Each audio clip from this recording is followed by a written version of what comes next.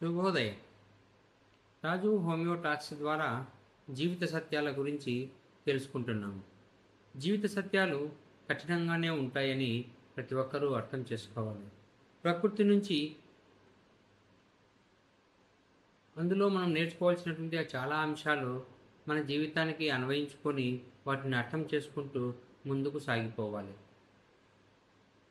విత్తనం తినాలని చీమలు చూస్తాయి, మొలకలు తినాలని పక్షులు చూస్తాయి, మొక్కని తినాలని పశువులు చూస్తాయి.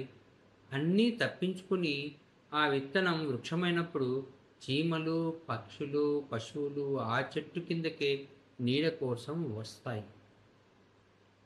జీవితం కూడా అంతే మిత్రమా. టైం వచ్చే వరకు వేచి ఉండాల్సిందే. దానికి కావాల్సింది ఓపిక మాత్రమే.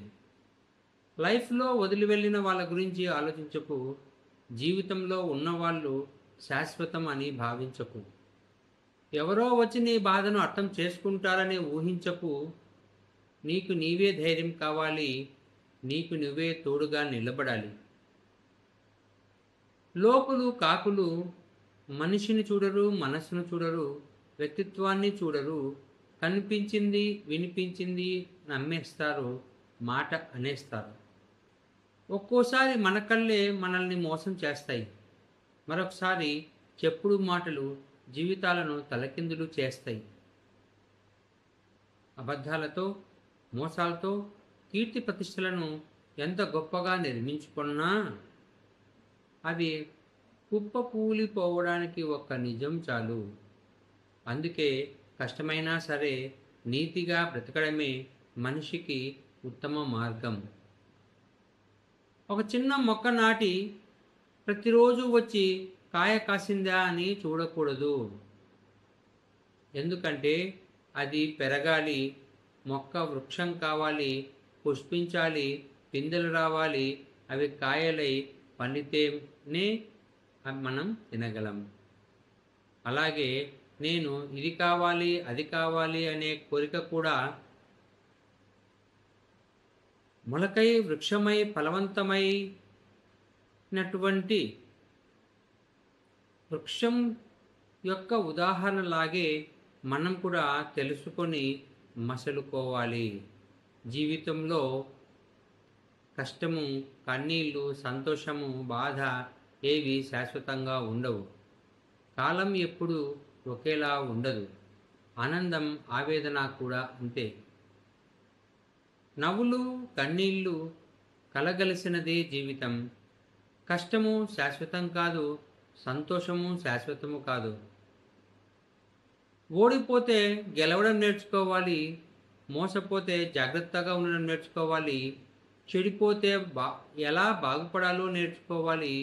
గెలుపును ఎలా పట్టుకోవాలో తెలిసిన వాడికంటే ఓటమిని ఎలా తట్టుకోవాలో తెలిసిన వాడే గొప్పవాడు నేస్తమా.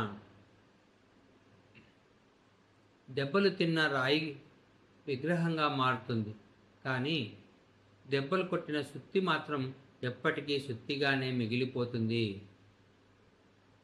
ఎదురు దెబ్బలు తిన్నవాడు, నొప్పి విలువ తెలిసినవాడు మహనీయుడు అవుతాడు. ఇతరులను ఇబ్బంది పెట్టేవాడు ఎప్పటికీ ఉన్న దగ్గరే ఉండిపోతాడు. ఇంకో ముఖ్యమైన విషయం, డబ్బుతో ఏమైనా కొనగలమని అనుకుంటున్నారా? అయితే కొనలేనివి చాలా ఉన్నాయని జీవిత సత్యం తెలుసుకో మిత్రమా. ఇక్కడ మంచము, పరుపు కొనవచ్చును, కానీ నిద్రను కొనలేము. గడియారం కొనవచ్చును, కానీ కాలాన్ని కొనలేము. మందులు కొనవచ్చును, కానీ ఆరోగ్యాన్ని కొనలేము.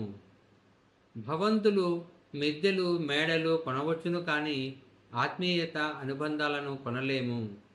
పుస్తకాలు కొనవచ్చును, కానీ జ్ఞానాన్ని కొనలేము. పంచపక్ష పరమాన్నాలు కొనవచ్చును, కానీ జీర్ణశక్తిని కొనలేము. ఆకులు తింటేనే బ్రహ్మజ్ఞానం వస్తే అందరికన్నా ముందు మేకలే జ్ఞానులు కావాలి. స్నానాలతోనే పాపాలు పోతే ముందు చేపలే పాప విముక్తులు కావాలి. తలకిందులుగా తపస్సు చేస్తేనే పరమాత్మ ప్రత్యక్షమైతే ముందు గబ్బిలాలకి ఆ వరం దక్కాలి. ఈ విశ్వమంతా ఆత్మలో ఉంది. నీలో ఉన్న ఆత్మను వదిలి పరమాత్మ అంటూ పరుగులు పెడితే ప్రయోజనమే లేదు. నీలో లేనిది బయటేమీ లేదు.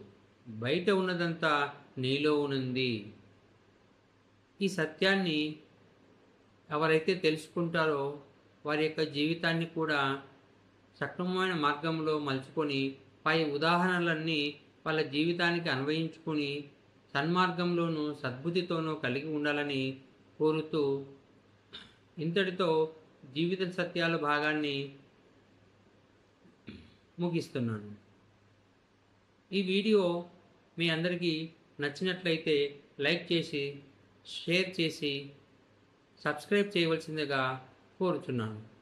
ఇట్లు మీ అందరి చేత అభిమానింపబడే హోమియో వైద్యుడు కళాధరరాజు గుంటకల్.